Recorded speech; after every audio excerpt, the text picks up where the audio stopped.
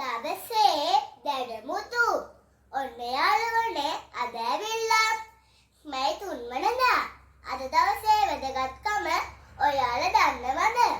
ලෝක ජන මාධ්‍ය නිදහස් දිනය අදයි. 1991 වසරේදී යෝජනා කරන ලදුව 1993 වසරේදී එක්සත් ජාතීන්ගේ මහා මණ්ඩලයේ ලෝක ජන මාධ්‍ය නිදහස් දිනය ලෙස මැයි මාස 3 වන දින නම් කරන ලදී.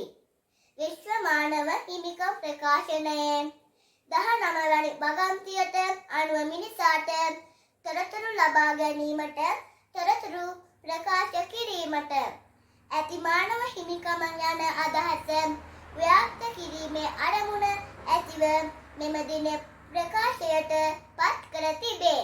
මේ තමයි අද දවසේ වැදගත් සිදුවීම.